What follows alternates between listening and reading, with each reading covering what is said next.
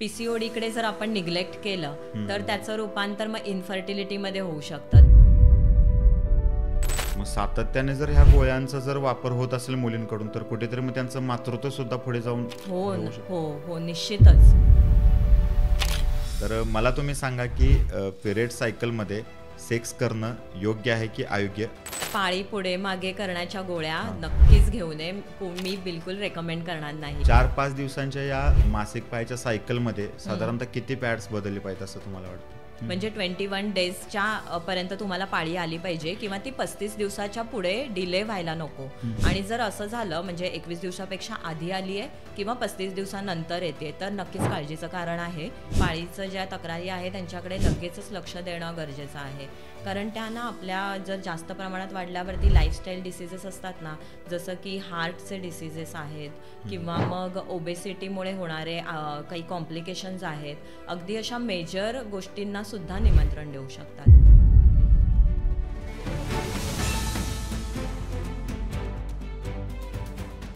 मित्रांनो, एक असा विषय आहे ज्या विषयावरती आजही उघडपणे बोललं जात नाहीये, कारण कुठेतरी आपल्या भारतीय संस्कृतीमध्ये त्याला थोडंसं वेगळं मानलं जातं. आणि अशाच विषयावरती बोलण्यासाठी आपल्याकडे डॉक्टर सोनाली सावंत मॅडम आलेले आहेत. MD आयुर्वेद आहेत त्या. या क्षेत्रामध्ये त्यांना जवळपास 15 ते 16 वर्षांचा अनुभव आहे. आपण स्वागत करूया त्यांचं. Ma'am, the Rohit Patil show या आपल्या पॉडकास्ट चॅनलवरती तुमचं खूप खूप स्वागत. थँक्यू. सुरुवातीलाच तुमची ओळख करून द्या. या क्षेत्रामध्ये तुम्ही कधीपासून काम करता हे सांगा. तर मी MD आयुर्वेद कंप्लीट केलं आणि प्रॅक्टिस तर आधीपासूनच सुरू होती जेव्हा मी माझं पोस्ट ग्रॅज्युएशन करत होते. नुकताच मला सकाळ न्यूजपेपरचा अवॉर्डसुद्धा मिळालेला आहे. तर या क्षेत्रामध्ये एक चांगलं सॅटिस्फॅक्शन आहे की आपण आपल्या पेशंटना नॅचरल किंवा आपण म्हणू हर्बल आणि आपली जी आयुर्वेदिक म्हणजे परंपरा आहे त्या गोष्टींनी आम्ही अगदी ऑथेंटिक आयुर्वेदिक ट्रीटमेंट देऊन आपण पेशंटना छान असा रिलीफ मिळवून देतोय. माझ्याकडे आता जे येणारे पेशंट आहेत त्याच्यामध्ये स्त्रियांचं प्रमाण सुद्धा आता जास्त आहे. आणि गेल्या 15 वर्षापासून मी ठाणे नौपाडा येथे प्रॅक्टिस करते. आणि माझे USP आहेत अचूक रोगनिदान आणि नाडी परीक्षा. ओके. साधारणतः आज आपण पाहतोय की बऱ्याच मुलींमध्ये किंवा बऱ्याच महिलांमध्ये मासिक पाळीचा खूप मोठा इश्यू आहे. जे अनेकांचे जे पिरियड्स असतात ते इरेग्युलर होतात. तर याची कारण काय असू शकतात असं तुम्हाला वाटतंय? मासिक पाळी इरेग्युलर होत आहेत, शिवाय डिले होतात, कधी कधी स्त्राव जास्त असतो, कधी फारच फ्लो कमी असतो, अशा बऱ्याचशा तक्रारी आपण बघतोय सध्या. आणि आत्ताच प्रमाण का वाढलंय ह्याचे कारण आय थिंक बऱ्यापैकी सगळ्यांना माहिती असतील की लाईफस्टाईल चेंजेस खूप जास्त आहेत. शिवाय स्ट्रेस घेणं हे खूप जास्त प्रमाणात वाढलेलं आहे. ओव्हर चिंता, ओव्हर थिंकिंग, स्ट्रेस घेणं यासारख्या गोष्टींचे परिणाम हॉर्मोनल इम्बॅलन्समध्ये रूपांतरित होतात. आणि त्याचे मग हे जे परिणाम आहेत ते आपल्या त्याचे परिणाम आपल्या पाळीच्या सायकलवरती दिसून येतात. मग याच्यामध्ये डायजेशनचा रोल किती इम्पॉर्टंट आहे असं तुम्हाला वाटतं? हां, तर अतिशय इम्पॉर्टंट असा डायजेशनचा रोल आहे.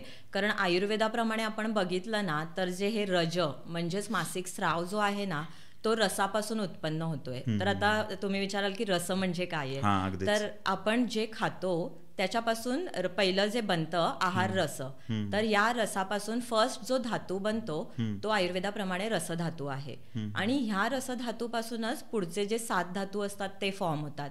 जसं की रक्त आहे, मांस, मेद, अस्थि, मज्जा आणि शुक्र असे हे 7 धातू मेन रसापासून बनतात.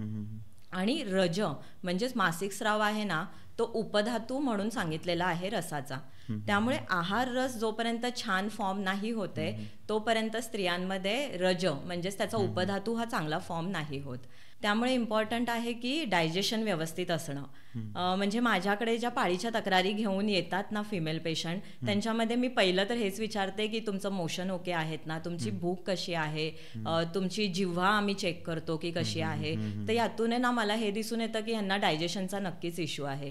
त्यामुळे पाळीच्या तक्रारी आणि डायजेशन हे असं अगदी म्हणजे त्यांचा संबंध येतोच. आणि अशी एकही स्त्री नाहीये जिला पाळीची तक्रार आहे पण तिचं डायजेशन छान आहे.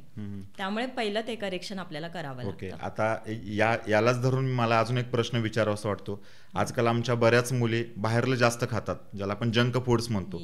मग जंक फूड्स ज्या मुली बाहेर जास्त खातात त्याचा आणि हे जे इरेग्युलर पिरियड्स आहेत याचा काही संबंध आहे का? हो, नक्कीच. आता ते जंक फूड ह्या नावातच जंक आलेलं आहे. अगदीच, सो ते अगदीच. कुठेतरी आहे ना अवरोध निर्माण करतंय. हा तर मी जसं मागेच सांगितलं की रसधातू आपला फॉर्म होतोय आहार रसापासून. तर हे जे जंक फूड असतं ना ते काय करतं कुठेतरी आहे ना जे याच्यामध्ये मैद्याचे पदार्थ आले, त्याशिवाय फ्राईड फूड आलं, या किंवा मग प्रिझर्वेटिव्ह बरेचसे टाकलेल्या गोष्टी असतात. तर हे जास्त प्रमाणात घेतलं गेलं ना तर कुठेतरी मग आपला रसधातूच चांगला बनत नाही, आहार रस चांगला बनत नाहीये. त्याच्यामुळे जो बनणारा रक्तधातू आहे, रज आहे, मासिक स्राव नीट प्रमाणात बनत नाही. आणि मग काय आहे माहितीये, मैद्याचे पदार्थ खाल्ल्यामुळे सगळ्यांनाच माहितीये की फॅट वाढत जात आहे. अगदीच, तर इकडे आयुर्वेदाप्रमाणे मेद विकृती पण आली आहे. त्यामुळे रसाची विकृती, त्यामध्ये रक्ताची विकृती आणि मेदाची विकृती, त्यामुळे ओबेसिटीचं प्रमाण वाढतंय. त्यामुळेच मग जंक फूड खाल्ल्यामुळे पाळीच्या तक्रारी वाढलेल्या नक्कीच दिसत आहेत. मग मासिक पाळी ही रेग्युलर होण्यासाठी असा कुठला नियमित फॉर्म्युला आहे का जो तुम्ही सजेस्ट करता तुमच्याकडे येणाऱ्या पेशंटना? हो, आपलं कसं आहे माहितीये, फर्स्ट तर आपण नाडी परीक्षा मी सांगितलं तसं करतो. नाडी परीक्षा केली आणि पेशंटची डिटेल हिस्ट्री घेतली की आपल्याला एक लक्षात येतं की तिचं डेली रुटीन कसं आहे. मेन म्हणजे वयाप्रमाणे सुद्धा पाळीच्या तक्रारी बदलत जातात. जसं आपण बघतोय की आता मेनार्क म्हणजे पहिली पाळी जेव्हा सुरू होते ना ते म्हणजे मेनार्क असतं. ते आता लवकर सुरू काही जणांची होते म्हणून ते येतात, किंवा काही तक्रारी अशा असतात की फार जास्त फ्लो होतोय, काहींना डिलेव्हरी नंतर पाळीच्या तक्रारी व्हायला लागतात. तर या सगळ्या वेगवेगळ्या गोष्टींचा विचार करून आपल्याला त्याप्रमाणे आपली ट्रीटमेंट प्लॅन करावी लागते. आणि जे रूट कॉज आहे ना ते आपण बघतो, ते शोधतो आणि रूट कॉज ट्रीट करणारी औषधं आपल्याला त्याचं नियोजन करावं लागतं. जसं की आता मी म्हटलं तसं डायजेशन तुमचं व्यवस्थित नसेल तर डायजेशन व्यवस्थित व्हायला पाहिजे. त्याचप्रमाणे जर तुमचं हॉर्मोनल इम्बॅलन्स हा स्ट्रेसमुळे होत असेल तर आपल्याला स्ट्रेसमध्ये काय त्यांचं कसं कमी करता येईल, शिरोधारा आहे किंवा इतर मनावर जाणारी औषधं आहेत आयुर्वेदात सांगितलेली. तर अशा प्रकारे आपल्याला ना या सगळ्या गोष्टींचा विचार करून ट्रीटमेंट प्लॅन करावी लागते. आणि त्याचप्रमाणे त्यांची लाईफस्टाईल सुधारावी लागते, त्यांचं डाएट आहे ते बघावं लागतं. या सगळ्याच गोष्टी, शिवाय ते एक्झरसाइज, लॅक ऑफ एक्झरसाइजमुळे सुद्धा या गोष्टी होतात. म्हणजे सिडेंटरी लाईफस्टाईल, आजकाल वर्क फ्रॉम होम आहे किंवा मुली कधी कधी एकाच जागी बसून काम असतं त्यामुळे असू शकतं. तर अशा सगळ्या sedentary lifestyle, lack of exercise यामुळे सुद्धा लठ्ठपणा वाढणं आणि मग त्याचं रूपांतर PCOD मध्ये होणं आणि मग पाळीच्या तक्रारी होणं. तर आपल्याला मेन म्हणजे रूट कॉज ट्रीट करणं हा आयुर्वेदाचा मेन तर फॉर्म्युला आहे. येस, मी अगदीच त्याच्यावरतीच येणार होतो. आता आपण जसं म्हटलात की आता PCODचा आपण उल्लेख केलात, खरं तर हा आता नॅशनल इश्यू बनत चाललाय. त्याच्यावरती गव्हर्नमेंटने वेगवेगळे प्रोग्राम पण चालू केलेले आहेत. तर हे PCODचं प्रमाण कमी जास्त करण्यासाठी किंवा जे चाललंय त्याच्या संदर्भात तुम्ही काय सांगाल PCOD बद्दल? पहिलं तर मी तुम्हाला थोडंसं एक्सप्लेन करते की PCOD म्हणजे नक्की काय. पॉलिसिस्टिक ओव्हेरियन डिसीज सगळ्यांनाच माहिती आहे. ह्यामध्ये काय होतं की आता दर महिन्याला स्त्रीच्या शरीरामध्ये चेंजेस होतात. हे फिजिओलॉजिकल चेंजेस असतात, ओव्ह्युलेशन म्हणतो आपण. दोन्ही साईडला ओव्हरीज आहेत आणि त्यामधून बीज बाहेर येत असतं. तर हे जे बीज आहे ना हे दर महिन्याला बाहेर अंडाशयातून फुटून येतं. आता जर काही कारणामुळे हे बीज बाहेर आलेलं नाहीये, ते फॉलिकल फुटले नाहीयेत, तर तिकडे काय होतं की पाणीसारखा एक द्रव पदार्थ साठत जातो आणि त्याची सिस्ट बनते. आता पहिल्या महिन्यात पाळी नाही आली तर तिथे सिस्ट बनतेय, परत दुसऱ्या महिन्यात नाही आली की अजून सिस्ट बनतायत. अशा ह्या सिस्ट म्हणजे त्या पॉली म्हणजे मेनी जास्तीत जास्त सिस्ट बनत जातात आणि त्या ओव्हरीजमध्ये साठत जातात. यालाच आपण म्हणतो पॉलिसिस्टिक ओव्हेरियन डिसीज. आता ह्याच्यामध्ये आपण बघितलं तर इन्सुलिन रेझिस्टन्स हा प्रकार असतो. त्याचप्रमाणे अँड्रोजेन म्हणजे काय तर मेल आणि फिमेल ह्या दोघांमध्ये सुद्धा टेस्टोस्टेरॉन आणि इस्ट्रोजेन असे हॉर्मोन्स असतात. स्त्रियांमध्ये टेस्टोस्टेरॉनचं प्रमाण कमी असतं, जे पुरुषांमध्ये जास्त असतं. तर या गोष्टीमध्ये काय होतं माहितीये, PCOD मध्ये हे जे अँड्रोजेन आहेत ना, टेस्टोस्टेरॉन, हे प्रमाण स्त्रियांमध्ये वाढायला लागतं आणि त्यामुळे मग मेल लाईक फीचर्स किंवा म्हणजे फेशियल हेअर ग्रोथ, त्याशिवाय पाळीच्या तक्रारी या सगळ्या गोष्टी व्हायला लागतात. अच्छा, मग मॅम तुम्ही आता जे फेशियल हेअर ग्रोथ बद्दल बोललात तर ते नक्की काय आहे, म्हणजे थोडंसं एक्सप्लेन करा त्याबद्दल. फेशियल हेअर ग्रोथला ना हिरसुटिझम असं म्हटलं जातं. मेल हॉर्मोन जे आहे टेस्टोस्टेरॉन ते वाढलं की हेअर ग्रोथ वाढायला लागते आणि मग मुलींना प्रेझेंटेबल दिसण्यामध्ये अडचण होते किंवा मग त्यांना त्यांच्या पार्लरच्या फेऱ्या वाढायला लागतात. तर हे सगळं हॉर्मोनल इम्बॅलन्समुळेच झालेलं असतं.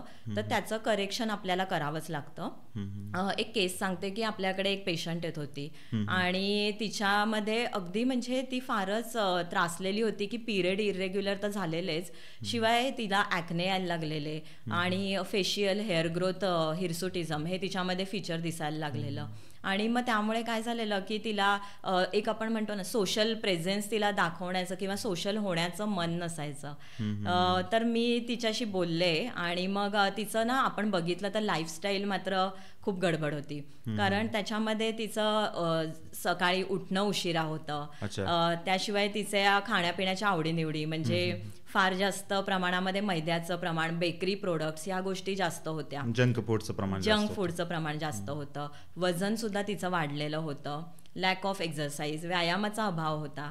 तर हे सगळ्या विचारात घेतल्यावरती आपण तिला काही डाएट प्लॅन, लाईफस्टाईल चेंजेस आणि तिला एक एक्झरसाइज म्हणजे आपण योगा प्राणायाम ह्याचं ॲडवाईस केलं.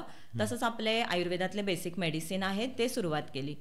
2 ते 3 महिन्यामध्ये तिच्यामध्ये अतिशय छान असा सिग्निफिकंट रिझल्ट दिसून आला. तिचं मेन म्हणजे वजन कमी व्हायला लागलं. फेशियल हेअर ग्रोथ आहे ना ती पण खूप छान प्रमाणात तिचं कमी व्हायला लागली. सो असे रिझल्ट आपल्याला छान आयुर्वेदिक औषधांनी देता येतात. आता मला अजून एक क्वेश्चन विचारायचा होता की आता आपण म्हणतो की मासिक पाळी कधीपासून यायला हवी किंवा कधी येते, तर त्याचं एक काहीतरी एज लिमिट असेलच. पण आजकाल आपण बघतो की अवघ्या अगदी 10-11 वर्षांच्या मुलींना पण पिरियड्स चालू होतात त्या वयामध्ये सुद्धा. तर त्याची कारणे काय असू शकतात असं तुम्हाला वाटतं? आणि जर ते येत असतील तर ते त्यांच्या भवितव्यासाठी चांगलं आहे की वाईट आहे? कसं आहे ना, मासिक पाळीचं एक एज 12 वर्ष सांगितलेलं आहे. पण आता तुम्ही बोललात तसं लाईफस्टाईल चेंजेस आहेत किंवा जर आईने प्रेग्नन्सीमध्ये काही गोष्टी व्यवस्थित नसतील पाळलेल्या तरी सुद्धा त्याचा गर्भावरती परिणाम होऊन आपल्याला दिसून येतं की म्हणजे त्या मुलीमध्ये हे मेनार्सचं वय लवकर आलेलं असतं. तर अगदी 10व्या वर्षी सुद्धा पिरियड सुरू होतात. आणि आता आपण बघितलं तर मोबाईलचा वापर फार प्रमाणात वाढलेला आहे. तर मुलं खूप एक्सपोज झाली आहेत सोशल मीडियाला, त्यामुळे त्यांच्यामध्ये जे हॉर्मोनल चेंजेस आहेत ते सुद्धा खूप जास्त व्हायला लागलेले आहेत. त्याचे चढ उतार जास्त असतात. तर या सगळ्याचा परिणाम म्हणून कधी कधी 10व्या वर्षीच मुलींना पाळी येते. तर अशा वेळी आपल्याला तिचं पहिलं तर मानसिक स्थिती समजून घ्यायला पाहिजे. आणि ह्याच्यासाठी असं वेगळी ट्रीटमेंट असं नाही, पण हा जो त्यावेळेला त्यांना जो इमोशनल सपोर्ट आहे तो पहिलं तर देणं गरजेचं आहे. हायजीन कशी राखायची या गोष्टी सुद्धा आम्ही त्यांना समजावून सांगतो. त्याचप्रमाणे आता जर लवकर पाळी आली आहे याचा अर्थच की तिचा रसधातू आणि रक्तधातू ह्या दोन्हीची सुद्धा काळजी घेणं गरजेचं आहे. तिचं हिमोग्लोबिन कसं आहे, तिचं न्यूट्रिशनल ती जी घेते काही न्यूट्रिशनल डेफिशियन्सी तर नाही, आहार कसा आहे, या सगळ्या गोष्टी तिची पुढची पाळी व्यवस्थित व्हायला आणि तिला पाळीमध्ये काही त्रास फार नको व्हायला, की अतिशय सहन न होणार एवढे क्रॅम्प्स, क्लॉट्स जाणं असे त्रास तिला होऊ नये यासाठी आपण ट्रीटमेंट प्लॅन करतो. आता याच्यावरतीच मला एक विचारायचं होतं तुम्हाला की आज अनेक मुलींमध्ये मासिक पाळीच्या काळामध्ये खूप भयंकर त्रास होतो. मग क्लॉट्स पडणं वगैरे म्हणजे बऱ्याच गोष्टी. तर काहींना अगदी कमी त्रास होतो. तर हे कशामुळे होतंय असं तुम्हाला वाटतं? आणि ज्यांना त्रास जास्त होतोय त्यांचा त्रास कमी करण्यासाठी तुम्ही काय सांगाल? आयुर्वेदामध्ये आहे ना वातज प्रदर, पित्तज प्रदर आणि कफज प्रदर असे 3 प्रकार सांगितलेले आहेत. मासिक स्राव कसा असू शकतो, तर एकतर वाताचं प्राधान्य जास्त असेल तर वातज प्रदर. तर ह्याची लक्षणं कशी असतात की तो जो स्राव असतो ना तो काळसर असतो. त्याशिवाय जर पित्त असेल ना तर तो अतिशय लालसर असतो आणि त्या पेशंटला फार क्रॅम्प येतात, पेन असतं जास्त. कफज असेल तर तो स्टिकी असतो, चिकट असतो, तर त्याला फेस असतो. अशा प्रकारचे हे प्रदर सांगितलेले आहेत. तर हे आपण विचारात घेतोच नक्की की कोणत्या प्रकारचं आपण विचारतो पेशंटना की तुमचं कसं आहे फ्लो, शिवाय तो किती डेज आहे त्याच्यावरती पण डिपेंड असतं. तर आता हे प्रदराचे प्रकार कसे का हे डेव्हलप होतात की ते हे सगळं डिपेंड आहे आपल्या आहारावरती. जसं की पेशंटच्या आहारामध्ये वातुळ गोष्टी जास्त येत असतील किंवा ती फार जास्त प्रमाणामध्ये ॲक्टिव्हिटीज असतात ना, की पिरियड्समध्ये सुद्धा फार जास्त धावणं किंवा काही जण जिम्नॅस्टिक करत असतील, फार एक्झरसाईज करत असतील, तर त्या गोष्टी वात वाढवायला मदत करतात आणि मग त्याचं रूपांतर वातज प्रदरमध्ये होऊ शकतं. त्याचप्रमाणे फार जास्त क्रॅम्प येणं आणि लालसर एकदम रक्त हे पित्ताचं आहे आणि त्याच्यामध्ये थोडंसं पातळ असं असतं फ्लो. तर हे जी लक्षणं आहेत ना, जर तुम्ही फार उष्ण तीक्ष्ण असा आहार घेत असाल, म्हणजे फार जास्त तिखट गोष्टी घेत असाल, खारट गोष्टी घेत असाल, तर त्याच्यामुळे तुमचं पित्त विकृत होतं, पर्यायी रक्त विकृत होतं आणि मग पित्तज प्रदर हे होऊ शकतं. मग अशा काळामध्ये काही जणांना अतिरक्तस्राव होतो, ज्याच्यामुळे अनेकांना विकनेस येतो. विकनेस होतो, तर याच्या संदर्भात काय? येस, तर कसं आहे ना, जेव्हा फार जास्त मी जसं सांगितलं की पित्ताच्या उष्ण तीक्ष्ण गोष्टी घेतल्यामुळे पित्त वाढतंय, रक्तदुष्ट होतंय आणि मग पित्तज प्रदर त्यांना होतोय. तर अशा वेळी आपण पेशंटना मेन म्हणजे सांगतो की कोणत्या गोष्टी आहारातल्या कमी करायला पाहिजेत आणि आयुर्वेदामध्ये खूप छान असे ना पित्त शामक अशा गोष्टी सांगितलेल्या आहेत. जसं की ना, आता माझ्याकडे एक पेशंट येत होती, तिला एक 30 वर्षाची होती आणि ना खूप जास्त फ्लो व्हायला लागलेला, मासिक स्राव खूप जास्त प्रमाणात तिला होत होता. अशा वेळी आपण तिला ना दुर्वांचा रस करून तो नागपुडीमध्ये 2-2 थेंब आणि शिवाय तिला आपण पोटातून सुद्धा घ्यायला दुर्वांचं आपण तूप बनवतो क्लिनिकमध्ये, तर त्याचे 2-2 चमचे 2 वेळेला, तसंच काही औषधं सुद्धा दिली आणि त्यामुळे तिचं ते पित्त शमन होऊन मग तिचा फ्लो कमी व्हायला खूप छान मदत आली. तर असं हे नॅचरल उपाय करून सुद्धा पित्ताचं शमन सुद्धा करता येतं आणि नक्कीच तिला आपण डाएट विषयी सल्ला दिलाच. आता मासिक पाळीच्या काळामध्ये हायजीन मेंटेन ठेवणं किती गरजेचं आहे आणि त्याच्याबद्दल तुम्ही काय सांगाल? हायजीन मेंटेन ठेवणं अगदी 100% गरजेचं आहे. कारण स्राव होत असतो, तिकडे बॅक्टेरिया ग्रो होण्याचं प्रमाण जास्त असतं, तर नक्कीच तिकडे स्वच्छता ही ठेवलीच पाहिजे. तुम्ही पॅड वापरत असाल, टॅम्पॉन वापरत असाल, जे काही असेल ते तुम्ही वेळच्या 3 ते 4 तास, जास्तीत जास्त 5 तास या अंतराने चेंज केलेच गेले पाहिजेत. नाहीतर मग त्याच्यामध्ये बॅक्टेरियाचं प्रमाण वाढतं आणि मग तुम्हाला युरिनरी ट्रॅक इन्फेक्शन होऊ शकतं. शिवाय मग गर्भाशयामध्ये हे इन्फेक्शन वाढलं तर गर्भाशयाला त्रास होऊ शकतो आणि गर्भाशयापर्यंत इन्फेक्शन गेलं की मग मात्र ते ट्रीट करणं सुद्धा खूप कठीण जातं. पेशंटला जास्त प्रमाणात फ्लो होऊ शकतो. त्यामुळे नक्कीच हायजीन इम्पॉर्टंट आहे. ते प्रायव्हेट पार्ट्स स्वच्छ ठेवणं आणि दुसरं म्हणजे पिरियडच्या वेळेला पॅड चेंज करणं. आता याच्यावरतीच माझा एक प्रश्न आहे. मार्केटमध्ये आम्ही जेव्हा जातो, जर सॅनिटरी पॅड घ्यायचं असेल तर विविध वेगवेगळ्या कंपन्यांचे पॅड अवेलेबल असतात. तर ॲक्च्युअलमध्ये सामान्य ज्या कुटुंबातल्या मुली असतात किंवा गावाकडल्या खास करून मुली असतात, त्यांना एवढा अवेअरनेस नाही की काय घेतलं पाहिजे किंवा कुठलं घेतलं पाहिजे. तर त्या मुलींना तुम्ही काय सल्ला द्याल की पॅड निवडताना काय काळजी घेतली पाहिजे? पॅड निवडताना आता बरेचसे ब्रँड आहेत मार्केटमध्ये, त्यामुळे आता काही प्रमाणामध्ये काही जण केमिकल्स वगैरे वापरतात. पण आपण पॅड निवडताना जर आपण एखादं पॅड सुरुवात केली आहे तर आपण ऑब्झर्व करायचं की आपल्या मुलींना आम्ही काय सांगतो की तुम्ही ऑब्झर्व करा की तुम्हाला ह्याचा त्रास होतोय का, किंवा तुम्हाला काही इन्फेक्शन, रॅशेस येत आहेत का, तुमच्या फ्लोमध्ये काही कमी जास्त वाटतंय का. तर ह्या सगळ्या गोष्टी ऑब्झर्व करूनच त्यांना मग डिसिजन घेऊ शकतात की हा आपल्याला कंटिन्यू करायचा आहे की नाही. सो असं सिलेक्शन आपण करू शकतो पॅड्सचं, आणि ते बदलायचे आहेत हे तर मी मगाशी सांगितलं तसं. 4-5 दिवसांच्या या मासिक पाळीच्या सायकलमध्ये साधारणतः किती पॅड्स बदलले पाहिजेत असं तुम्हाला वाटतं? त्याचं पर डेचं प्रमाण आहे. एक साधारण 2 ते 3 पॅड पर डे एक मासिक स्राव तेवढा असला पाहिजे. साधारण 50 ते 80 ml is normal blood flow.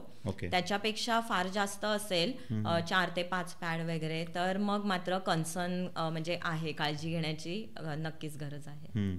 आता आपण जे बोलतोय ते इरेग्युलर पिरियड्स वरती बोलतोय. जर हे सातत्याने किंवा खूप काळ जर हे असंच चालत राहिलं तर याचा कुठल्या तरी मेजर आजारामध्ये पुढे जाऊन ते हे होऊ शकतं का? हो, नक्कीच. जसं आपण बोलत होतो पीसीओडी विषयी, पीसीओडीकडे जर आपण निग्लेक्ट केलं तर त्याचं रूपांतर मग इन्फर्टिलिटीमध्ये होऊ शकतं. त्या पेशंटना इन्फर्टिलिटीला फेस करू शकतात, वंध्यत्व, किंवा मग पुढे जाऊन त्यांची पाळी लवकर बंद होणं, मेनोपॉज लवकर येणं, या गोष्टी सुद्धा होतात. जसं आणि मी सांगितलेलं की त्यांचे मेल हॉर्मोन हे वाढायला लागतात, त्याच्यामुळे फेशियल हेअर ग्रोथ, ॲक्ने यासारख्या गोष्टीसुद्धा वाढायला लागतात. त्यामुळे पाळीचं ज्या तक्रारी आहे त्यांच्याकडे लगेचच लक्ष देणं गरजेचं आहे. कारण त्यांना आपल्या जर जास्त प्रमाणात वाढल्यावरती लाईफस्टाईल डिसीजेस असतात ना, जसं की हार्टचे डिसीजेस आहेत किंवा मग ओबेसिटीमुळे होणारे काही कॉम्प्लिकेशन्स आहेत, अगदी अशा मेजर गोष्टींना सुद्धा निमंत्रण देऊ शकतात. त्यामुळे काळजी घेणं नक्कीच गरजेचं आहे. नक्कीच. मी या पॉडकास्टच्या माध्यमातून मला ज्या फॉलो करणाऱ्या ज्या माझ्या बहिणी असतील किंवा मुली असतील त्यांना सुद्धा मी एक गोष्ट सांगू इच्छितो की तुम्हाला जर PCODचा त्रास असेल किंवा तुमचे सुद्धा पिरियड्स रेग्युलर होत नसतील तर त्याची वेळीच काळजी घ्या, कारण त्याचं पुढे जाऊन कुठेतरी मग मोठ्या आजारात रूपांतर होऊ शकतं. तर त्यासाठी डिस्क्रिप्शनमध्ये मॅमचं नाव मी आणि नंबर, त्यांचा ॲड्रेस सगळंच देतो आहे. तर तुम्ही नक्की सोनाली मॅमशी कॉन्टॅक्ट करा. मॅम, अतिशय महत्त्वाचा प्रश्न मी तुम्हाला विचारतोय. आजकाल काय झालंय की प्रेग्नेन्सी नंतर सुद्धा म्हणजे लग्नानंतर सुद्धा आणि लग्नाच्या अगोदर सुद्धा बऱ्याच वेळा मुली प्रेग्नंट राहतात, पण ती प्रेग्नेन्सी टाळण्यासाठी बऱ्याच वेळा अनवॉन्टेड 72 असेल किंवा IPL सारख्या गोळ्या खाल्ल्या जातात. तर याचा त्यांच्या शरीरावरती काही परिणाम होतो का? पुढे जाऊन त्यांच्या प्रेग्नेन्सीला त्रास होऊ शकतो का? आणि याचा संबंध कुठेतरी मग इरेग्युलर पिरियड्स याच्याशी आहे का? हो, नक्कीच आहे. कारण IPL इमर्जन्सी पिल आहे, पण लोक तुम्ही म्हणाल तसं आता सर्रास सुद्धा मुली घेतात त्या की अनवॉन्टेड प्रेग्नन्सी टाळण्यासाठी. पण आता आपण हे काय करतोय, ह्या ज्या पिल्स आहेत म्हणजे हॉर्मोन्स आहेत आणि हे आपण बाहेरून घेतोय ती प्रेग्नन्सी टाळण्यासाठी. तर असे जे हे हॉर्मोन आपण आतमध्ये घेतोय त्याच्यामुळे जे आपलं जे इंटरनल जी हॉर्मोनल सिस्टीम आहे ना ती कन्फ्यूज होऊन जाते आणि मग त्यामुळे त्या पेशंटमध्ये नंतर पाळीच्या बऱ्याचशा तक्रारी, फायब्रॉइड्स होणं, एंडोमेट्रियोसिस होणं आणि अशा किंवा मग नंतर पुढे जाऊन जेव्हा त्यांना प्रेग्नंट व्हायचं असतं तेव्हा खूप कॉम्प्लिकेशन्स येतात आणि मग ते त्यांना इन्फर्टिलिटीला फेस करावं लागतं. तर ह्या गोष्टी एवढ्या सगळ्या गोष्टींना निमंत्रण देणार असतात. त्यामुळे मग मुलींनी हे सगळ्या गोष्टी टाळायला नक्कीच पाहिजे. मग सातत्याने जर ह्या गोळ्यांचा जर वापर होत असेल मुलींकडून तर कुठेतरी मग त्यांचं मातृत्व सुद्धा पुढे जाऊन हो निश्चितच. तर हे जे हॉर्मोनल पिल्स किंवा मग IPLs वगैरेचं प्रमाण जर जास्त प्रमाणात घेतलं गेलं ना तर असा रिसर्च दिसून आलाय की हे जेव्हा जास्त प्रमाणात केलं जातं ना तेव्हा न्यूट्रिशनल डेफिशियन्सी सुद्धा होतात. तर त्यामुळे मग आपल्याला जर आपलं व्यवस्थित असं मेटाबॉलिझम ठेवायचं असेल, आपली तब्येत व्यवस्थित ठेवायची असेल किंवा मग इन्फर्टिलिटी सारखे कॉम्प्लिकेशन होऊ नयेत त्यासाठी ह्या पिल्स नक्कीच टाळाव्या. मॅम, अजून एक महत्त्वाचा प्रश्न की मी व्हिडिओच्या आपल्या पॉडकास्टच्या सुरुवातीलाच मी बोललो की मासिक पाळी हा असा विषय आहे की ज्याच्यावरती आजही आपल्याकडे उघडपणे बोललं जात नाही, कारण त्याला कुठेतरी आपली एज्युकेशनल सिस्टम पण कारणीभूत आहे असं मला पर्सनली वाटतं. बऱ्याच वेळा काय होतं, गावाकडे एखाद्या महिलेला किंवा एखाद्या स्त्रीला जर मासिक पाळी आलेली असेल किंवा येणार असेल आणि पुढे एखादा उत्सव असेल किंवा सण असेल तर अशा वेळी घरातल्याच लोकांकडून हा सल्ला दिला जातो की तू ही गोळी खा आणि पुढे 4 दिवस पाळी एक्सटेंड केली जाते जेणेकरून त्या विधीमध्ये कुठेतरी बाधा यायला नको असं त्या लोकांच्या मते. तर यावरती तुम्ही काय सांगाल किंवा ती गोळी घेणं योग्य आहे का? पाळी पुढे मागे करण्याच्या गोळ्या नक्कीच घेऊ नये. मी बिलकुल रेकमेंड करणार नाही. आत्ताच गणपती येत आहेत तेव्हा काही पेशंट मला कॉल करतायत की मॅडम मला पुढे पाळी करायची आहे, मागे करायची आहे.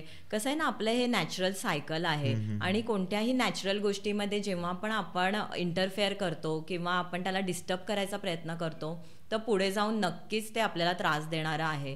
तर जे हे नॅचरल सायकल आहे त्यामध्ये उगाचच इंटरफेअर करू नये. अशा हॉर्मोनल पिल्स तर घेणं नक्कीच टाळावं, कारण आपली जी इंटरनल हॉर्मोनल सिस्टीम आहे ना त्याला ते कन्फ्यूज करतं आणि मग पुढे जे आपल्या पाळीचे जे सायकल आहेत ना ते डिस्टर्ब होतात आणि मग नंतर अशाच पेशंट आपल्याकडे येतात की मॅडम माझं पिरियड्स इरेग्युलर झाले आहेत किंवा माझा फ्लोच कमी झालेला आहे. तर म्हणून मी सगळ्यांनाच सांगेन की या अशा गोळ्या तुम्ही घेणं अगदी टाळा. नियमित पाळी येणं हे त्या स्त्रीच्या किंवा त्या महिलेच्या प्रेग्नन्सीसाठी किंवा तिला मातृत्व प्राप्त होण्यासाठी किती इम्पॉर्टंट आहे? पाळी आणि ओव्ह्युलेशन हे तर म्हणजे बेसिक आहे की ज्यामुळे प्रेग्नन्सी राहते. त्यामुळे नियमित जिची पाळी आहे ती स्त्री अगदी छान अशी हेल्दी आहे आणि मग तिचं प्रेग्नन्सीमध्ये नक्कीच अडथळे येणार नाहीयेत. पण जसं आपण मगाशी कारणं बघितली, PCOD आहे, ज्यांचं पिरियड्समध्ये इरेग्युलॅरिटी आहे म्हणजेच तिकडे काय आहे की ओव्ह्युलेशन म्हणजे बीजच बाहेर व्यवस्थित पडत नाहीये, तर अशांच्या प्रेग्नन्सीमध्ये नक्कीच अडथळा येऊ शकतो. तर तशा प्रकारे आपण मग पेशंटना लाईफस्टाईल चेंजेस, डाएट सल्ला आणि औषधी उपाययोजना असं करतो. अगदीच अगदीच. आता मी मगाशी तुम्हाला एक क्वेश्चन विचारला होता की आजकाल लहान मुलींमध्येच मासिक पाळी येण्याचं प्रमाण वाढलेलं आहे, अगदी 10-11 वर्षांपासूनच. मग अशा सिच्युएशन, समजा एखाद्या मुलीला 10व्या वर्षी मासिक पाळी यायला चालू झाली, आता त्या मुलीला तर काही कळत नसतं त्यावेळी, ती बिचारी घाबरून जाते. मग अशा वेळी तिच्या आईचा रोल किती इम्पॉर्टंट आहे तिच्या आयुष्यामध्ये? आईचा रोल कोणत्याही मुलीच्या स्टेजेसमध्ये इम्पॉर्टंट हा असतोच. तर जेव्हा हे जे लवकर पिरियड म्हणजे किंवा आईला जेव्हा माहीत असतं की आता मुलगी आपली एक साधारण 7 किंवा 8 वर्षाची झालेली आहे, तर तेव्हाच तिला पिरियड्स काय असतात याची कल्पना देणं गरजेचं आहे. की जे सेकंडरी सेक्शुअल कॅरेक्टर आहेत, जसं की ब्रेस्ट एनलार्ज होणार आहे किंवा इतर पण गोष्टी आहेत की प्युबिक हेअर ग्रोथ आहे, तर त्या सगळ्या गोष्टी त्यांना एक्सप्लेन करणं, कारण त्यांच्या शरीरामध्ये इतके चेंजेस होत असतात आणि त्याला एक्सेप्ट करणं याचं माइंडसेट त्यांना साधारण 8 ते 9 वर्षापासूनच त्यांचं माइंडसेट तयार व्हायला पाहिजे, जेणेकरून हा जो पहिला जो मेनार्क आपण म्हणतो ना, ब्लड फ्लो चालू होतो, तेव्हा त्यांना असा फार धक्का नाही बसणार किंवा त्यांना ह्या गोष्टी एक्सेप्ट पण त्या छान करतील. आणि मग त्यामुळे काय होतं माहिती आहे, हा जो इमोशनल सपोर्ट जो मिळालेला असतो किंवा या गोष्टी त्यांना व्यवस्थित कळलेल्या असतात ना, तेव्हा त्या घाबरत नाहीत किंवा कन्फ्यूज होऊन जात नाहीत. आणि मग ह्याचाच परिणाम त्यांच्या पिरियड्स जे पुढे येणार आहेत ना, ते छान येण्यामध्ये सुद्धा खूप रोल इम्पॉर्टंट हे करतात. हे जे मासिक पाळीची जी सायकल आहे याच्यामध्ये व्हाईट डिस्चार्ज समजून सांगा. येस, व्हाईट डिस्चार्ज मोस्टली बऱ्याचशा माझ्याकडे ज्या पेशंट येतात ना, सांगतात की एकतर पिरियडच्या आधी सुरू होतो किंवा मग त्यांना पिरियडच्या नंतर सुरू होतो. तर हा जो व्हाईट डिस्चार्ज असतो ना, तो एकतर नॉर्मल सुद्धा असू शकतो, जो फिजिओलॉजिकल आपण म्हणतो, किंवा मग इन्फेक्शन आणि इतर कारणांमुळे असतो, तो वेगळा असतो. तर कसं ओळखायचं हे? जेव्हा पण व्हाईट डिस्चार्जला तुम्हाला पॅड घ्यावं लागत नाहीये, अगदी तो थोडा आहे, तर तुम्हाला काळजी करण्याचं कारण नाहीये. तसंच त्याला कोणताही प्रकारचा वास येत नाहीये किंवा त्याचा रंग बदललेला नाहीये, तो ट्रान्सपरंट आहे, तर घाबरण्याचं काही कारण नाहीये. तो फिजिओलॉजिकल आणि नॉर्मल डिस्चार्ज आहे. पण काळजी करण्याचं कारण कुठे येतं की कधी कधी माझ्याकडे एक पेशंट येत होत्या ज्यांना पॅड घ्यावे लागत होते खास व्हाईट डिस्चार्जसाठी, आणि त्याचं त्यांना फार जास्त स्ट्रेस आलेलं, कारण की एक पिरियड्सचं 4-5 दिवसात निघून गेले की त्यांना एक 7-8 दिवस continuous pad for white discharge असं त्यांना वापरावं लागत होतं. त्यावेळी आपण लक्षात घेतलं, त्यांची केस हिस्ट्री वगैरे घेतली आणि आपल्याला लक्षात आलं की त्यांचं न्यूट्रिशन म्हणजे आहार व्यवस्थित घेतला जात नाहीये, त्यांचं हिमोग्लोबिन खूप कमी प्रमाणात होतं आणि त्यामुळे आपल्याला त्यांना रक्तवाढीच्या गोळ्या, रस चांगलं करणारे, रसधातू चांगलं करणाऱ्या गोळ्या आणि त्यांचं धातुबल चांगलं करणारी औषधं अशी उपाययोजना करावी लागली. आता काही पेशंट आपण बघितले तर इन्फेक्शन असतं, कधी कधी जर मॅरिड असेल म्हणजे कॉन्टॅक्ट ठेवल्यानंतर सुद्धा व्हाईट डिस्चार्ज होतो. हा मोस्टली दोन्ही पार्टनरने जर हायजीन पाळली नसेल तर होऊ शकतो. तर अशा वेळी आपण त्यांना बेसिक एक हायजीन विषयी त्यांना सल्ला देतो. त्याशिवाय काही औषधं असतात, जसं की ना त्रिफळाचा काढा आपण त्याने योनी धावन करायला सांगतो पेशंटना, किंवा आपल्या क्लिनिकमध्ये सुद्धा आपण ते त्यांना करून देतो. ह्याच्यामध्ये काय असतं माहितीये, फलत्रिक म्हणून एक औषध आहे, त्याचा काढा बनवला जातो आणि त्याने योनी धावन म्हणजे जी युरिनची जागा आहे ती व्यवस्थितरित्या कॅथेटरने वॉश केलं जातं. हे एक आहे. त्याशिवाय योनी पिचू म्हणजे आपण काय करतो की कॉटन असतं ना, ते एका गॉजमध्ये बांधून ते पेशंटना ते एक 7 दिवसासाठी ते देतो आणि त्याच्यासोबत एक ऑइलचं बॉटल असतं तर ते देतो. ते जे योनी पिचूचं जे गॉज पीस आहे ते त्याच्यामध्ये बुडवून आपण योनी मार्गी ते ठेवायला सांगतो. ह्याच्यामुळे जर आतले काही इन्फेक्शन्स असेल ना तर ते छान असं क्युअर व्हायला मदत होते. तर योनी पिचू, योनी धावन यासारखी आपण औषधं पेशंटना रेकमेंड करतो. ज्यांना पीसीओडीचा त्रास आहे त्यांनी कोणत्या प्रकारचा आहार घेतला पाहिजे? हां, पीसीओडीचा त्रास मोस्टली आता त्याच्यामध्ये आपण बघितलं तसं ओबेस पेशंट असतात किंवा मग असे पेशंट असतात की ज्यांच्यामध्ये फार जास्त हॉर्मोनल इम्बॅलन्स आहे, जे फार जास्त स्ट्रेस घेत आहेत, किंवा काही जण फार आउटसाईड फूड खात असतात. तर सगळ्या गोष्टी आणि त्यांचं आपण आधी एक हिस्ट्री घेतली की आपल्याला लक्षात येतं की पेशंटचं काय काय चुकीच्या पद्धती खाण्यापिण्याच्या आहेत. तर आता जसं की आउटसाईड फूड ह्याच्यामध्ये सुद्धा फार स्पायसी, फार नॉनव्हेज खाणं, किंवा मेद आणि फॅट वाढवणाऱ्या गोष्टी, तळलेल्या गोष्टी या आपण अवॉइड करायला सांगतो. त्याशिवाय ना आता आहार कसा असावा तर नक्कीच हलका असावा, फार जास्त हे फॅट वाढवणारे वगैरे आहार नसावा. त्याशिवाय काही गोष्टी आपण ना पेशंटना सांगतो स्पेशली की जसं की ना पंपकिन सीड्स आहेत, त्याशिवाय काळे तीळ आहेत, जे अगदी आपल्याला म्हणजे आता कॉमनली मिळतात. हां, तर अळशीच्या बिया म्हणजे फ्लॅक्सीड म्हणतात त्यांना, या सुद्धा मिळतात. ह्या तिन्ही गोष्टींचं जर आपण एक मिश्रण असं बनवून ठेवलं ना, त्या रोस्ट करायच्या, त्यांचं एक मिश्रण बनवून ठेवायचं आणि ते रोज 1 चमचा खायचं. हे तुम्ही नक्कीच जेवल्यानंतर ते मिश्रण घेऊ शकता. त्याने काय होतं माहितीये, ह्या ज्या पंपकिन सीड्स आणि तीळ आहेत ना, ह्याच्यामध्ये नॅचरली आपले हॉर्मोन जे आहेत ना, इस्ट्रोजन, प्रोजेस्ट्रॉन, हे नॉर्मलाइज करण्यासाठी त्याच्यामध्ये पॉवर आहे. आणि जे आपले फ्लॅक्सीड ज्या आहेत ना, अळशी आपण त्याला म्हणतो, त्यामध्ये फायटो इस्ट्रोजन आणि ओमेगा फॅटी ॲसिड्स आहेत. ह्या काय करतात तर आपलं इस्ट्रोजन आणि हॉर्मोनल इम्बॅलन्सला रिपेअर करतात. त्याचप्रमाणे पंपकिन सीड आणि काळे तीळ आहेत ना, ते सुद्धा इस्ट्रोजन, प्रोजेस्ट्रॉन यांच्या लेवल नॉर्मल करायला मदत करतात. तर नक्कीच पीसीओडीचा आहार हा हलका आणि एक डायजेशन छान ठेवणारा असावा. आउटसाईड फूड, फॅटी फूड त्यांनी अवॉइड केलं पाहिजे. हे सगळं केल्यानंतर पीसीओडी बरा होऊ शकतो का? हो, पीसीओडी नक्कीच बरा होऊ शकतो, कारण हा एक लाईफस्टाईल डिसऑर्डर आहे. तर त्याच्यामध्ये मेटाबॉलिझम बिघडलेलं असतं आणि जसं मी सांगितलं की डायजेशन इम्प्रूव्ह केलं, त्या पेशंटची लाईफस्टाईल चेंज केली, त्यांचं वजन कमी केलं किंवा त्याच्यामागे जी पण कारणं आहेत ही ट्रीट केली की पीसीओडी नक्कीच मुळापासून जाऊ शकतो आणि तो खूप छान पद्धतीने बरा होऊ शकतो. आणि आयुर्वेदामध्ये ना अशा खूप छान वनस्पती सांगितलेल्या आहेत, जसं की कांचनार आहे. आता हे कांचनार काय करतं माहितीये, ज्या सिस्ट आहेत ना त्याच्यामध्ये त्याचं भेदन म्हणजेच त्या फोडून ते फॉलिकल फोडून त्याच्यातून सिस्ट बाहेर काढायला मदत करतात. तर कांचनार सारखी वनस्पती आहे. तसंच अशोक म्हणजे ना स्त्री मित्र असं त्याला म्हटलंय आयुर्वेदाने, त्याला सिनॉनिम दिलंय. तर हा अशोक आहे ना, तो युटेराईन टॉनिक म्हणून काम करतो. हॉर्मोनलचा इम्बॅलन्स असेल तो छान रिपेअर करायला मदत करतो. आपल्या क्लिनिकमधल्या पीसीओडीच्या पेशंटना आपण अशोक, अश्वगंधा, तसंच अशा बरेचशी फॉर्म्युलेशन बनवलेली असतात, ती त्यांच्या त्यांच्या प्रकृतीप्रमाणे आणि त्यांच्या कंप्लेंट्सप्रमाणे त्यांना प्रिस्क्राईब करतो. तसंच काही पंचकर्म आहेत, जसं की नस्य आहे, हे सुद्धा पीसीओडीसाठी खूप छान असं काम करतात आणि अगदी मुळापासून तो बरा होऊ शकतो. आता आपण मगाशी चर्चा केली की या पिरियड्सच्या सायकलमध्ये बऱ्याच मुलींच्या अंगातून अतिप्रमाणात रक्तस्राव होतो, ज्याच्यामुळे कुठेतरी त्यांना विकनेस पण येतो.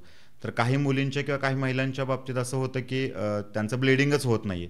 तर ते कशामुळे होतं आणि त्याची कारणे काय असू शकतात? हो, जसं अतिरक्तस्रावामुळे आपण बघितलं की दम लागू शकतो किंवा त्यांना फार जास्त थकवा येतो. तर जसं ना काही काही पेशंट माझ्याकडे येतात ज्यांना पिरियड्स आहेत ना त्याच्यामध्ये बिलकुल फ्लो होत नाही, ह्यालाच आपण अमेनोरिया असं म्हणतो. किंवा काही पेशंट असतात ज्यांना पहिले 1 किंवा 2 दिवसच होतो फ्लो आणि नंतर बिलकुलच होत नाही. तर हे झालं ऑलिगोमेनोरिया, म्हणजेच मेन्सेसचा फ्लो फार कमी असणं. अशा पण पेशंट आहेत ज्यांना फक्त 1 ते 2 स्पॉट्स जातात. तर हे अतिशय म्हणजे कमी प्रमाणात स्राव जाण्याची बरीचशी कारणं आहेत. त्याच्यामध्ये हॉर्मोनल इम्बॅलन्स तर आलाच आहे. आणि काही पेशंटमध्ये आपण बघितलं ना तर ते फार जास्त ओव्हर थिंकिंग किंवा स्ट्रेस घेत असतात आणि त्याचं नक्कीच इम्पॅक्ट जो आपला पिट्युटरी ओव्हेरियन ॲक्सिस आहे, म्हणजे आपलं पिट्युटरी जी ग्लँड आहे जी ब्रेनमध्ये असते, तिथून सिग्नल्स जातात थायरॉइडला आणि मग ते सिग्नल्स देतात ओव्हरीला. तर हे पूर्ण सिग्नल्स बिघडल्यामुळे पाळीचा फ्लो कमी व्हायला लागतो. तर अशा पेशंटांना आपण प्राणायाम, योगा, तसंच बरेचसे लाईफस्टाईल चेंजेस सुद्धा औषधांसोबत सांगतो आणि त्याच्यामुळे मग त्यांचा फ्लो व्यवस्थित व्हायला मदत होते. हिमोग्लोबिनची कमतरता असणं, न्यूट्रिशनल डेफिशियन्सी, आहार नीट न घेणं, या सुद्धा गोष्टी पिरियड्सचा फ्लो कमी व्हायला मदत करतात. आता आपण बघतो की ज्या मुलींना किंवा ज्या महिलांना जास्त त्रास होतो त्या मुली त्या महिला विश्रांती घेतात. तर काही मुलींना किंवा काही महिलांना त्रासच होत नाहीये. मग कुठेतरी आम्ही टीव्हीवरती जाहिरात बघतो की बाबा हे पॅड वापरा किंवा हे सॅनिटरी पॅड वापरल्यानंतर सुद्धा तुम्ही फिजिकल ऍक्टिव्हिटीज करू शकता. जसं की काही मुली ऍथलीट असतात की तुम्ही रनिंग करू शकता किंवा वेगवेगळे खेळ खेळू शकतात. याबद्दल तुमचं काय मत आहे आणि अशा काळामध्ये खरंच ऍक्टिव्हिटीज केल्या पाहिजेत की त्यांनी खरंच विश्रांती घेतली पाहिजे? निश्चितच ऍक्टिव्हिटी नाही केल्या पाहिजेत, बिलकुल आराम केला पाहिजे. आत्ताचं लाईफस्टाईल आपण बघितलं ना तर हे शक्य नाहीये, पण ऍटलिस्ट आपण थोडा तरी आराम, म्हणजे आता अगदीच मी गिर्यारोहण केलंय किंवा मी फार उड्या मारल्या आहेत अशा गोष्टी तरी करू नये. आपलं डेली ऍक्टिव्हिटीज ठीक आहे, पण जे फार जास्त उड्या मारणं किंवा डान्स करणं अशा ह्या ज्या ऍक्टिव्हिटीज आहेत ना, याने काय होतं माहितीये, वातवृद्धी होते. तुम्हाला तेव्हा जरी फरक नाही जाणवला तरी तुमचे पुढचे सायकल हे डिस्टर्ब होतात. कसं आहे, शरीरात म्हणजे युटेरसमध्ये ह्या वेळेला बरेचसे चेंजेस होत असतात. तसंच आपल्या बॉडीमध्ये सुद्धा हॉर्मोन्सचे चढ उतार हे होत असतात. अशा वेळेला रेस्टिंग फेज किंवा आपल्या ज्या युटेरस आहे त्याला एक रिकव्हरी फेज हवी असते. त्यामुळे अशा वेळेला रेस्ट रेकमेंडेड आहे आणि जेवढं रेस्ट करता येईल तेवढं पॉसिबल असेल तेवढा रेस्ट नक्की घेतला पाहिजे.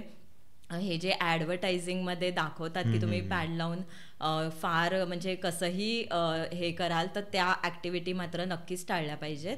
कारण ह्याने काय होणार आहे, वातवृद्धी होणार आणि वातवृद्धी झाली की तुमचा फ्लो जास्त होणं, तुमचं क्रॅम्प जास्त प्रमाणात होणं, हे सगळ्या तक्रारींना तुम्हाला फेस करावं लागू शकतं. मॅम, अतिशय महत्त्वाचा प्रश्न आहे. एक तथाकथित डॉक्टर आहेत ज्या सेक्स कोच म्हणून काम करत आहेत. त्यांचे मी वेगवेगळे 2 पॉडकास्ट बघितले होते. एका पॉडकास्टमध्ये ते असं म्हणतात की जे पिरियड सायकल असतं त्याच्यामध्ये सुद्धा तुम्ही सेक्स करू शकता, आणि दुसऱ्या प्लॅटफॉर्मवरती जाऊन त्या म्हणतात की नाही केलं पाहिजे. तर मला तुम्ही सांगा की पिरियड सायकलमध्ये सेक्स करणं योग्य आहे की अयोग्य, आणि आपलं आयुर्वेद काय सांगतं? आयुर्वेद हेच सांगतंय की सेक्स करणं योग्य नाही आहे. कारण कसं आहे माहिती आहे, मी जसं सांगितलं तसं एक फिजिओलॉजिकल चेंजेस किंवा युटेरसमध्ये बरेचसे चेंजेस होत असतात. जी इंटरनल लेअर असते ती श्रेड होत असते आणि अशा वेळेला तिथे जखमच आहे असं आपण बोलू शकतो. अशा वेळी मग इंटरकोर्स केला वगैरे तर तिथे जास्त प्रमाणात ब्लिडिंग होणं किंवा त्या स्त्रीला सुद्धा त्रास होणं आणि वातवृद्धी होणं या गोष्टी होऊ शकतात आणि मग पुढच्या सायकल्समध्ये मग त्याचा इफेक्ट दिसू शकतात. तर आयुर्वेदामध्ये स्पष्ट उल्लेख आहे की जेव्हा फ्लो असतो ना, रजस्राव होत असतो, अशा वेळी सेक्स टाळावं.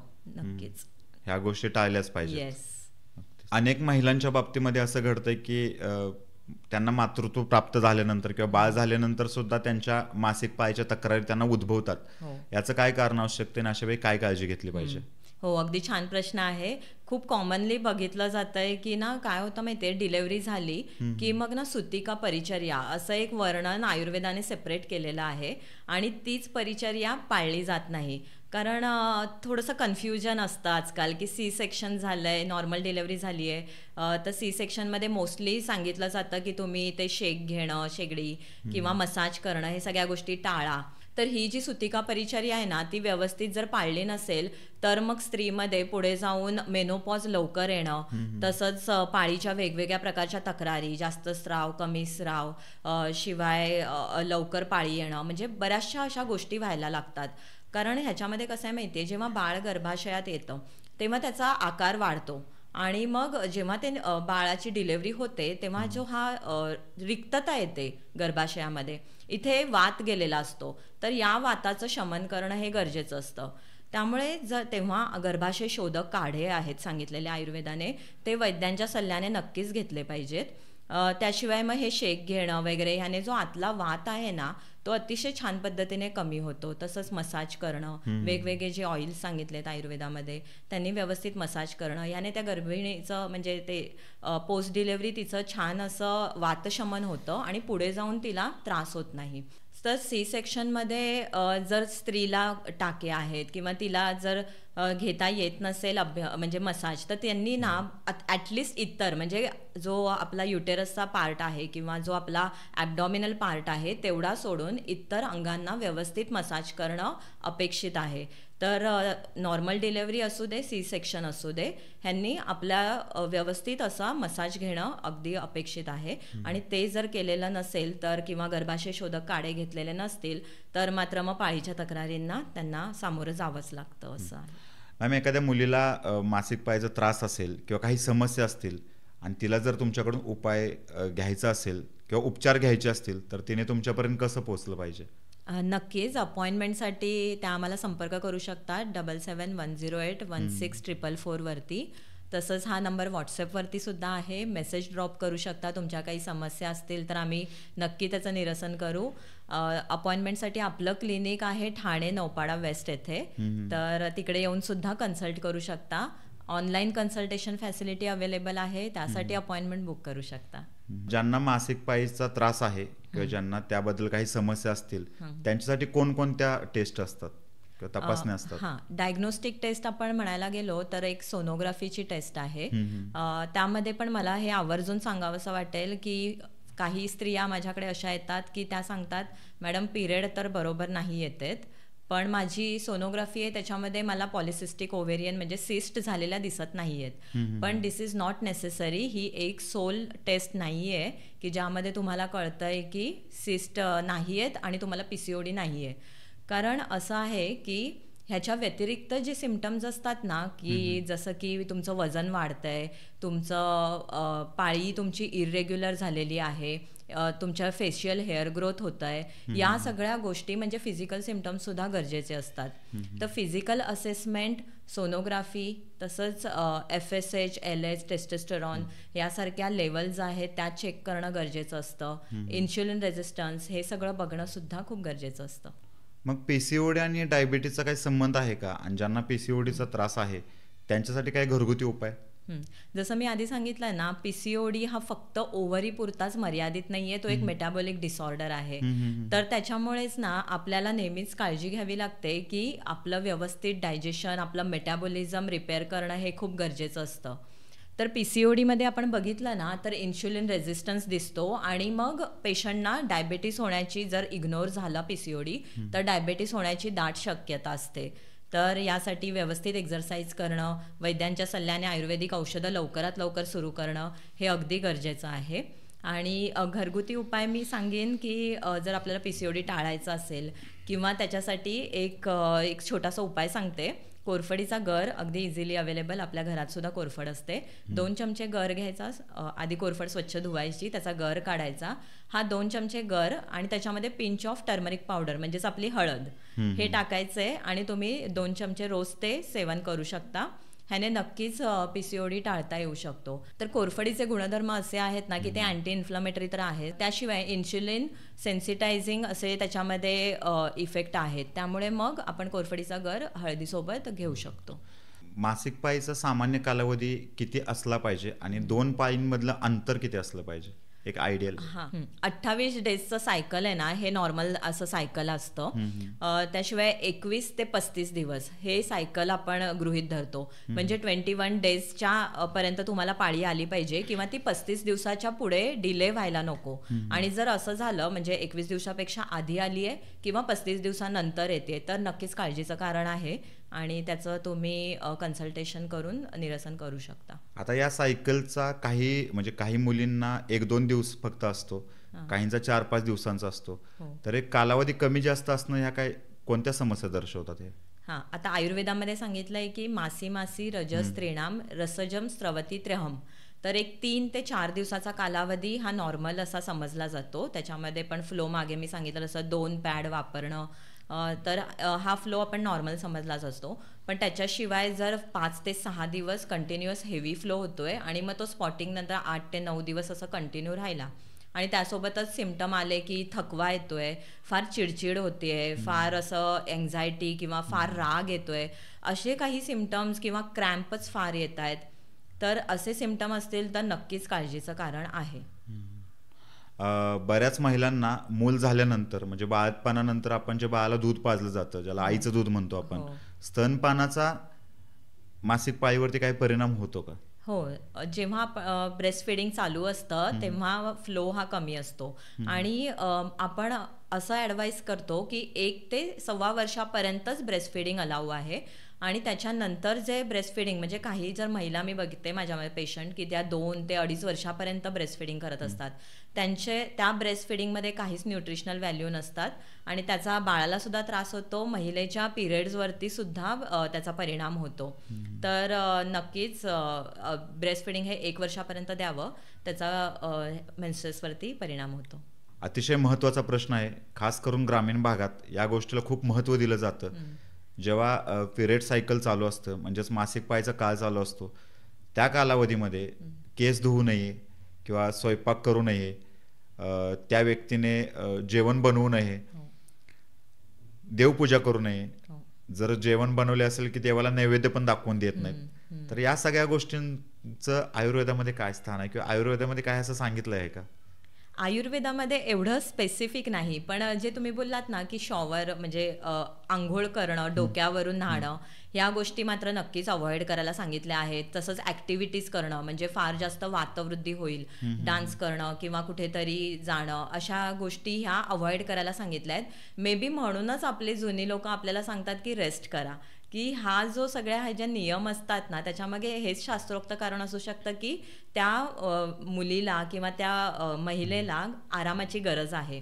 तर हा एक रिकव्हरिंग फेज असतो आणि त्याच दृष्टीने आपण त्याच्याकडे जर बघितलं पॉझिटिव्हिटीने तर नक्कीच ह्या रेस्टिंग फेजमध्ये आपण रेस्ट केलेलं खूपच छान आहे. अच्छा, म्हणजे त्रास होत असतो म्हणून विश्रांतीसाठी तिने काही करायला नको. येस, बरोबर. ओके, असं सांगितलं आहे आयुर्वेदात. येस.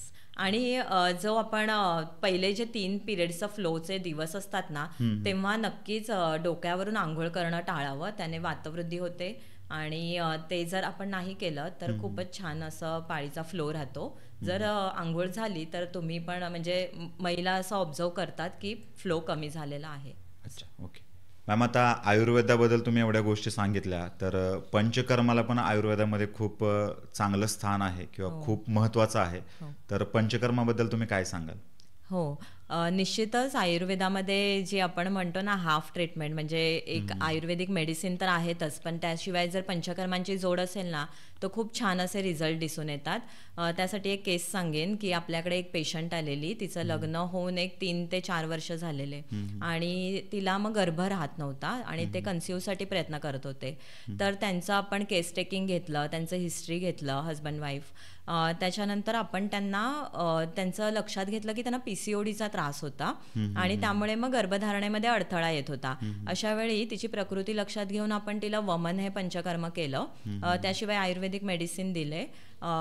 तिचं जे ओटी पोटाला लावायला ना आपण एक लेप देतो, तो लेप तिला दिला. अळशी, आंबे हळद आणि इतर औषधं असं टाकून आपण तो लेप बनवतो, तो तिला ओटी पोटाला लावायला दिला. त्याच्यानंतर तिचे पिरियड हळूहळू रेग्युलराईज व्हायला मदत झाली.